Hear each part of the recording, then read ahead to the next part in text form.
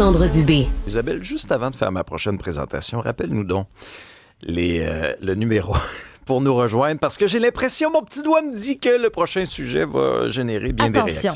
Attention, le prochain sujet pourrait vous faire vivre des émotions vives. 187 Cube Radio, 1877-827-2346 à vos pouces. Bon.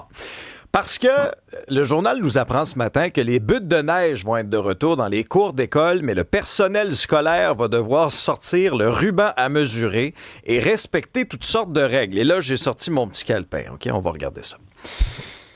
La hauteur permise, entre 1,8 m et 3 mètres. La butte de neige va devoir respecter une pente de 25 %. Sinon, le port du casque va être de mise pour jouer dans la neige, là. Il y aura une zone de remontée et d'attente, l'inspection quotidienne de la butte de neige, un registre, un plan de surveillance, un calendrier d'utilisation, un plan de communication aux parents, et j'en passe. Vous rêvez pas, là? Pour jouer dans la neige, on est rendu là. Francis Côté est président de la Fédération québécoise des directions d'établissements d'enseignement. Monsieur Côté, bonjour. Bonjour. C'est une joke, Monsieur Côté, sincèrement, là? Écoutez, c'est le même matin qu'on va faire, nous, là, en arrivant, regarder notre calepin, faire notre vérification à l'extérieur, si les remontées, les zones d'attente sont identifiées, l'état de la surface.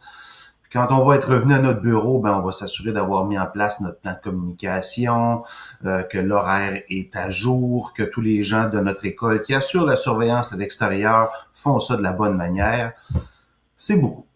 Eh bien oui, puis on a les ressources dans le milieu de l'éducation pour faire ça. Mais blague à part, M. Côté, ça a été quoi votre réaction quand vous avez pris connaissance de ces nouvelles directives-là? C'est des directives qui viennent quoi, du ministère, je présume? Oui, c'est des recommandations. En fait, c'est l'Union des assureurs. Il y a une Union des assureurs pour l'ensemble des centres de services du Québec qui font des recommandations. Et les centres de services s'appuient sur ces recommandations-là pour mettre les règles en place.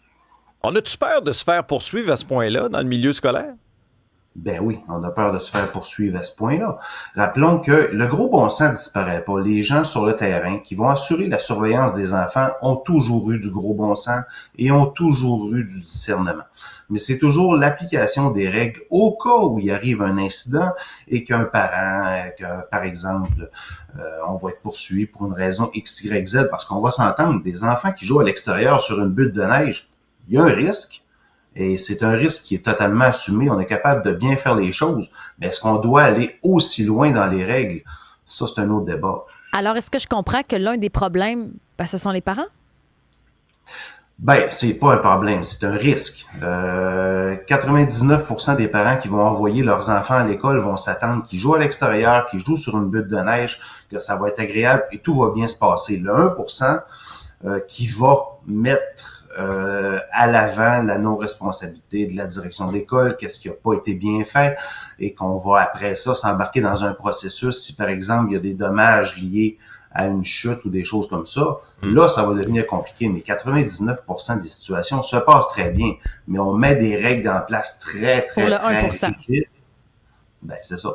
On va se ramener à l'année passée. Il y avait un rapport de la Société canadienne de pédiatrie qui recommandait de favoriser le jeu risqué chez les enfants pour améliorer leur santé physique et mieux gérer leur anxiété. Est-ce qu'on est en train de virer fou? Là, je veux dire, l'année prochaine, la directive, ça va être quoi, là? De porter un équipement de gardien de but, de porter des épaulettes, de porter un jackstrap. Est-ce qu'on peut juste laisser les enfants être des enfants? On dirait que là, c'est la queue qui branle le chien dans le réseau de l'éducation. Je peux pas croire. Et c'est ça. Vous l'avez nommé tout à l'heure, c'est toujours de la gestion du risque. Nous, on veut faire de la gestion éducative. On veut parler d'apprentissage en classe, on veut parler de jeu à l'extérieur. Effectivement, on diminue le temps d'écran et on a besoin d'avoir une offre où on va jouer dehors, qu'on va aménager des cours d'école pour que ce soit agréable. On est absolument pour ça. Mais nécessairement, si à chaque fois, il faut sortir la règle, mesurer avec le compas la zone autour, qu'il faut aller mesurer l'angle de la butte pour simplement jouer à l'extérieur. Ouais. Monsieur Côté, Je pense que notre messagerie est en train de surchauffer. Nadia de la Rive-Nord, là. Non, mais il est où le mercurochrome? Je vois plus les enfants avec des gales ses genoux. On laisse plus les enfants user, jouer de leur créativité. Laura qui dit « Ça a pas d'allure, j'ai 54 ans. On a tout autant joué d'une montagne enneigée que de jouer au ballon. On faisait complètement les fous dans le cours d'école. Puis on se demande pourquoi nos enfants vivent complètement... Ils vont vivre dans le monde irréel. Ils vont vivre dans le monde virtuel aussi. Je dois dire que c'est assez unanime. Éric a déjà fait du vélo podcast, imaginez-vous.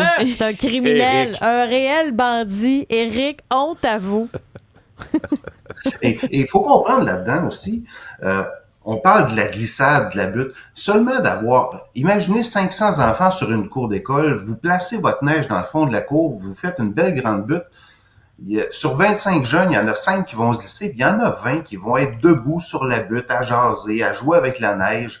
Il n'y aura aucun problème et tout va bien se passer. Mais encore une fois, pour une situation qui peut arriver, on va ajouter des règles qui vont nous empêcher de faire ce qu'on doit faire, c'est-à-dire jouer dehors comme dans l'ancien temps.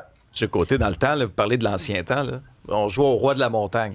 Puis les bancs de neige en Abitibi étaient très, haut. très, très, très hauts. Avec le jeu, si vous le connaissez pas, les gens qui nous écoutent, le roi de la montagne, ben c'était de se pitcher en bas, de se lancer en bas, puis celui qui restait en haut était le roi de la montagne. J'ai survécu! Je suis là! Ouais. Ça Un va héros. bien!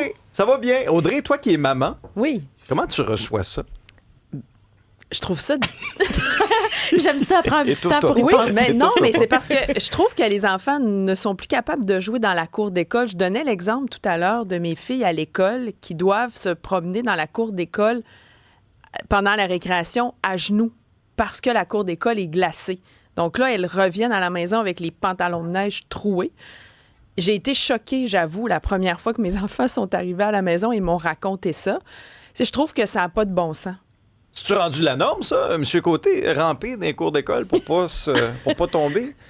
Je l'ai lu comme vous ce matin. Je vous avoue que j'étais pas au courant du marché à 4 pattes sur la cour d'école quand la situation l'a vu. Ça, je vous avoue que c'était hors de mes J'ai connaissances. hâte de voir les profs, les directeurs d'école marcher à quatre pattes. Ouais. Mais la question bon. que je me pose, c'est qu'avec autant de règles, ça va finir que finalement, les enfants iront pas jouer sur la butte de neige. Ce sera plus le fun.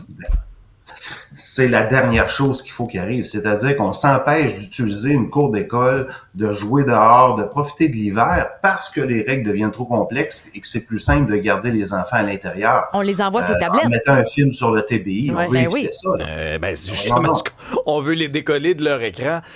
Là, on fait des blagues avec ça, mais sincèrement, là, est-ce que dans votre esprit, là, vous qui êtes connectés sur le terrain, là, y a-t-il des gens peut-être qui auraient intérêt à sortir un petit peu de leur bureau, là, puis qui sont déconnectés de ce qui se passe dans nos écoles?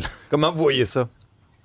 Est-ce que les secrétariats généraux des centres de services peuvent s'asseoir avec le regroupement des assureurs et s'entendre sur quelque chose qui va faire que, oui, je comprends, on jouera pas au roi de la montagne à se bousculer, à faire des tunnels. Bon, ça, c'est correct. Le gros bon sens, est-ce qu'on peut avoir entre les assureurs et les secrétariats généraux des centres de services une discussion qui nous donne de la souplesse et de garder le gros bon sens sans avoir un rapporteur d'angle avant d'aller mettre nos fesses avec nos culottes de soute sur le dessus du mur.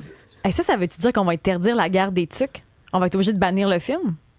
Ah, déjà, le mot guerre, madame, vous êtes très malade. Voilà. Oui, c'est vrai. C'est pas très 2025, ça, Isabelle. Monsieur Côté, mais là, dans le pratico-pratique, là, est-ce que c'est vous qui allez sortir avec votre galon à mesurer, votre rapporteur d'angle? Qui a le temps de faire ça à l'école? Est-ce que ce sera le directeur? Est-ce que ce sera les surveillants? Comment ça va s'appliquer dans le concret, là, cette directive-là?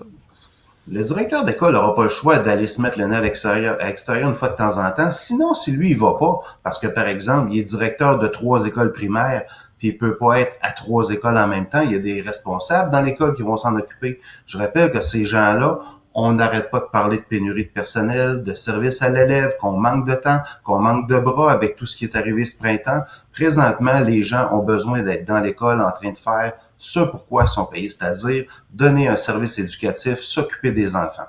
S'il faut en plus qu'on prenne une partie de tâche pour aller mesurer des buts, Là, On veut un mal. si vous manquez de bras, c'est peut-être parce que vous avez joué au Roi de la Montagne. Là. Parce qu'ici, on a un texto qui dit « Mon frère s'est cassé le bras et mes parents n'ont pas poursuivi l'école. Il a continué de jouer sur la butte avec son plâtre. On est à une autre époque. » Moi, je me rappelle d'avoir joué au Roi de la Montagne à l'école Boisvert au primaire à Bécomo. Je me souviens de la butte dans le cours, était immense, puis c'était le fun. C'est Max qui nous Je texte. suis pas tout seul. Mais de toute façon, les enfants, une fois sortis de la cour d'école, des buttes de neige, il y en a à différents endroits, dans les stationnements. Ils vont y aller jouer dans les buttes de neige. On vit vraiment à une drôle d'époque. Francis Côté, vous êtes président de la Fédération québécoise des directions d'établissements d'enseignement. Je serais curieux de refaire un suivi avec vous dans quelques semaines, voir comment ça s'est appliqué, cette directive-là. Merci à vous. Bonne chance du fond du cœur. Merci beaucoup. Bonne journée.